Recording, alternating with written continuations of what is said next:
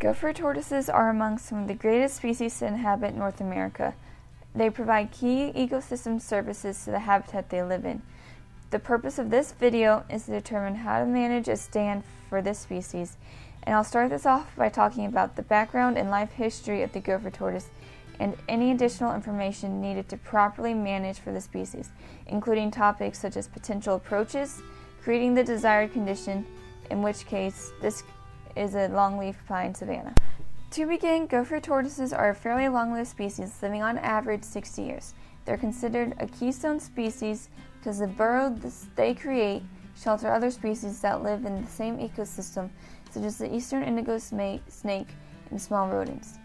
The species gets its food by foraging near its burrow, eating grasses, berries, and other herbaceous plants.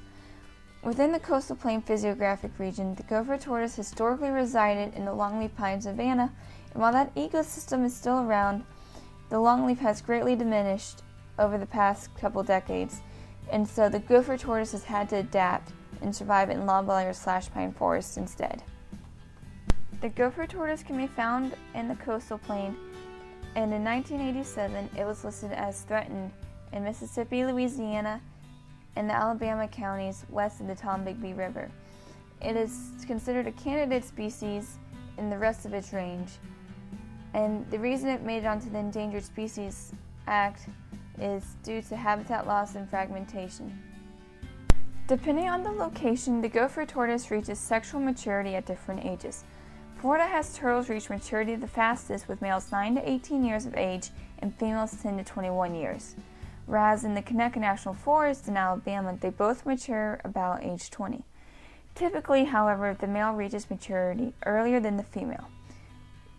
Male and female mate in the spring, and once the female lays one clutch of about 5 to 8 eggs in the burrow, they leave the nest and go elsewhere until next year's mating season comes around. This is one factor contributing to slow population growth, but another is high mortality of hatchlings and juveniles. Predators such as gray foxes, imported red ants, red-tailed hawks, and the eastern diamondback rattlesnake, to name a few, prey on the young tortoises. A study done in Mississippi by Epperson and Heiss found that out of 381 protected eggs, 127 hatchlings were produced, with 9 succumbing to fire ants and 5 found within the nest unable to dig themselves out. In that same study, 48 hatchlings were tracked, and by beginning of the second activity season, only 13 remained. Most of the predation on the hatchlings was within the first 30 days. The gopher tortoises prefer habitat with an open canopy, sandy soils for easy digging, an herbaceous understory for foraging, and frequent fire to allow the herbaceous plants to grow, thus reducing the competition that the plants face. The gopher tortoises do not thrive in high-density forests due to the low herbaceous plant content, as well as in areas where intensive soil disturbances occur, which could potentially mess up their nest. The gopher tortoise's desired future condition is the longleaf pine ecosystem. A longleaf pine ecosystem has wide-spaced overstory, minimal mid-story, and diverse ground cover, usually of wiregrass or blue stem. So now, with knowledge of how gopher tortoises reproduce and what habitat they like, we can move into the management portion of this video. There are several approaches to creating preferred habitat for the gopher tortoise, but one of the main approaches is prescribed fire. Prescribed fire, if used frequently, can keep woody debris and young hardwoods down. Growing season fires are best for this because the hardwoods are starting to break dormancy.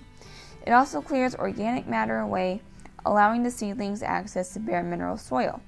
There are cases where the woody stems are too overpowering and more help is needed to destroy them than just fire, in which case herbicides like hexazinone that target woody material can be used to kill, and then you would follow through with a burn to clear the dead material away. This approach is called brown and burn. If there happen to be many dense clusters of hardwoods that are not SMZs, mechanical removal can be used. This activity can also be used to take out undesirable hardwood species, such as water oak and live oak, which are both mesophytic oaks. This means that they have more moisture in their leaves, which can make running a fire over them much harder. The gopher tortoise likes open canopies, therefore thinning methods can be used to keep basal area down and create more gaps. Longleaf stands can persist for ages when properly maintained. Natural regeneration is a good method if wildlife is a goal. One such regeneration method is the shelterwood. To do the shelterwood method, you would need to do a preparatory cut 10 years in advance if needed. 5 years before you plan to do a harvest, you would do a seed cut to a basal area 30 to 40 feet squared per acre. Within 1 year of your expected seed crop, you would want to burn the stand and then not remove the overstory trees until at least 1 year has passed. The shelterwood regeneration method is useful when there is an existing seed source on the property. However, if no source exists, then artificial planting is needed. To create our habitat, we're going to assume starting from bare ground. We'll begin with the site prep to clear away any woody debris and other unwanted material present on the site. A brown and burn method will help this before doing an artificial regeneration. A good starting trees per acre is 600 to 700 to account for mortality. It's best to conduct a prescribed burn every year during the growing season until it's out of the grass stage, at which point every other year is fine. The fire during the grass stage reduces competition, which allows the tree to leave the stage faster, and it also keeps away brown spot needle blight, which is a disease that can lengthen the tree stay in the grass stage. Once the tree leaves the grass stage, wait about 12 years to thin, at which point quadratic mean diameter should be about 7.5 inches. You'll then want to thin down to the beeline, which leaves a basal area of 65 feet squared per acre and about 200 trees per acre. Then grow the stand to about 150 feet squared per acre and a quadratic mean diameter about 12.5 inches. Again, thin down to beeline, leaving you with 65 feet squared per acre and about 100 trees to the acre. Once your basal area reaches about 100 feet squared per acre after the second thinning, quadratic mean should be about 15 inches. You will thin the stand one more time to below the beeline, about 50 feet squared per acre and 75 trees to the acre. This will create permanent canopy gaps to allow for herbaceous plant growth perfect for foraging and creates optimal thermal conditions that the tortoises like. Provided burning is done consistently every 2 years, you'll want to keep basal area about 60 feet squared to the acre and begin planning future condition of stand, which involves natural regeneration methods, even aged or uneven age. The biggest thing to remember is economics are needed to properly maintain a longleaf stand due to costs of prescribed burns and other treatments that might be needed in the future. As with all things in life, consequences can happen due to activities. Fire poses a threat due to smoke causing problems over roads, and if an unexpected wind change happens, the fire could potentially jump the line and escape, creating a wildfire.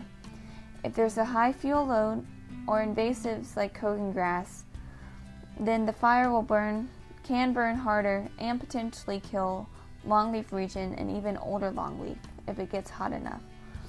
If you use improper herbicide, then negative effects could be observed on the vegetation or the insects.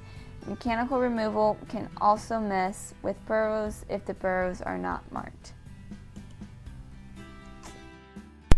Overall, the gopher tortoise enjoys the open longleaf ecosystem the most, and the major part of managing for this species is making sure that there's forage is plentiful and there are permanent open canopy gaps, either through management actions such as prescribed burning or thinning. Thanks for watching!